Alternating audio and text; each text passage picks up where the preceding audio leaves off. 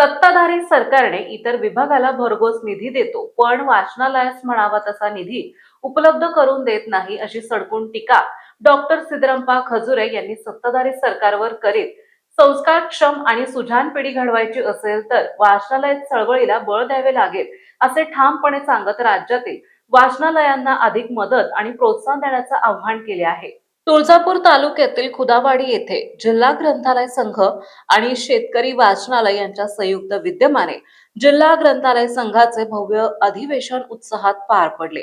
गावातील महिला भजनी मंडळांच्या टाळ मृदुंगाच्या गजरात काढण्यात आलेल्या आकर्षक ग्रंथ दिंडीने कार्यक्रमाची दिमागदार सुरुवात झाली। अधिवेशनाचे उद्घाटन मान्यवरांच्या हस्ते करण्यात आले। यावेळी समाजसेवक डॉक्टर सिद्धरामप्पा खजुरे, सरपंच सरोजिनीताई रेवणप्पा कबाडे तसेच शेतकरी वाचनालयाचे सचिव प्राध्यापक वसंत चिंचोले यांनी उपस्थित मान्यवरांचा सन्मान केले।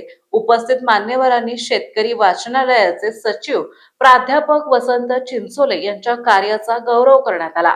सत्काराला उत्तर देताना चिंचोले यांनी गावातील वाचकांसाठी घरपोच ग्रंथसेवा सुरू करण्याचा संकल्प व्यक्त केला। तसेच वाचनालयाची वाटचाल वर्गाकडे सुरू असून शासनाच्या सहकार्याने ते उद्दिष्ट पूर्ण करण्यात येईल, अशी माहिती त्यांनी दिली।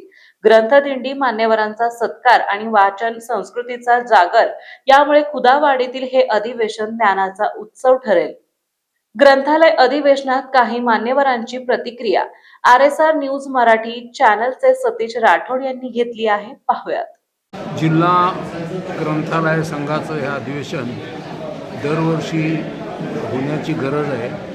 अशाच पद्धतीच्या अधिवेशनात तालुका पातळीवर देखील घेण्याची गरज आहे, कारण जोपर्यंत तालुका पातळीवर वाचन चळवळ विकसित करण्याच्या दृष्टीने आपण प्रयत्न करणार नाही, तोपर्यंत जनमानसामध्ये ही चळवळ रुजणार नाही। त्यासाठी साहित्य परिषद असेल, त्याच्यानंतर नॅशनल बुक ट्रस्ट असेल, जनशक्ती वाचक चळवळ असेल आणि स्थानिक ग्रंथालय असेल, यांच्या मदतीनं अशा पद्धतीचे मेळावे, अशा पद्धतीचे अधिवेशनं तालुका पातळीवर होण्याची गरज आहे।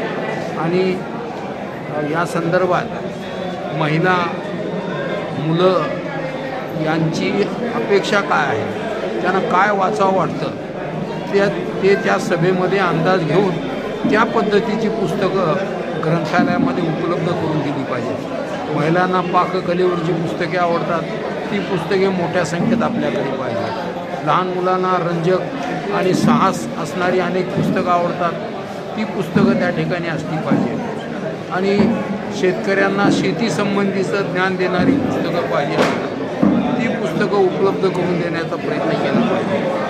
मला असं वाटतं की हे वाचनालय म्हणजे गावाचं एक ज्ञान देण्याचं ऊर्जा केंद्र आहे आणि हे ऊर्जा केंद्र विकसित करण्याच्या दृष्टीनं गाववाल्याच्या सतत संवाद साधला पाहिजे आणि त्यांना जे पाहिजे आहे ते उपलब्ध करून देण्याच्या दृष्टीनं वाचनालयाच्या समितीनं प्रयत्न केले पाहिजेत असं मला वाटतं। पण एक गोष्ट खरी आहे की ही शृंखला, अधिवेशनाची शृंखला सतत चालू असली पाहिजे, त्यात खंड पडता कामा नये। सरकारचं अनुदान मिळो अथवा न मिळो, वाचकांच्या बळावर या पद्धतीचे मेळावे आणि अधिवेशनं होणं ही काळाची गरज आहे असं मला वाटतं।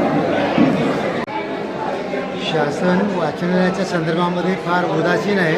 वाचनालयाची समस्या ही खूप मोठी समस्या आहे, किंबहुना ग्रामीण भागात आणि शहरी भागातसुद्धा वाचनालयाशिवाय अधोगती होते आहे, हे शासनाच्या कसं ध्यानात येत नाही। ज्या गावात वाचनालय आहे ते गाव सुसंस्कृत आहे, ते गाव प्रगत आहे, प्रगल्भ आहे। शासनाला एवढंच मी सांगू इच्छितो की इतर विभागामध्ये तुम्ही अनुदान देता, मदत करता, सहकार्य करता, लाखो रुपये खर्च करता, वाचनालयासाठी तुम्ही त्याच पद्धतीचा विचार करून परत एकदा चांगली संस्कृती संस्कारक्षम्य पिढी निर्माण करायची असेल तर वाचनाच्या चळवळीला तुम्ही उभारी द्या, आर्थिक मदत करा, वाचनालयाची संख्या वाढवा। वाचनाची संख्या वाढवण्यासाठी भरपूर आर्थिक अनुदान द्या, मदत करा। एक वेगळं मंत्रालय स्थापन करून वाचनालयाची संस्कृती आणि चळवळ परत जोमाने कशी उभी राहील त्यासाठी प्रयत्न करा, एवढंच मी नाही। पण सक्षम वाचक असला तरच वाचनालयाची भरभराट होईल, वाचनाकडे आकर्षित करावं लागेल आपल्याला, हे आव्हान आहे ग्रंथ चळवळीला। वाचनालयाची सध्या खूप दयनीय अवस्था होताना पाहावयास मिळत आहे. सरकार सकारात्मक पावले उचललं जात नाही वाचनालयाच्या बाबतीमध्ये. काय तुमच्या भूमिका असणार आहेत, काय मागण्या असणार आहेत, कशा पूर्ण होतील? अनुदान दिलं पाहिजे हो, कमी जास्ती. आता मी माझ्या भाषणातही सांगितलं ना, भूके भजन न हो एक उपार. इथं ते 3 नोकर आहेत तर त्यांनाही उदरनिर्वाह होईल एवढा पगारी नाही. सरकारने ते अनुदान दिले पाहिजे म्हणजे म्हटलं काम करतील, पुस्तकं येतील.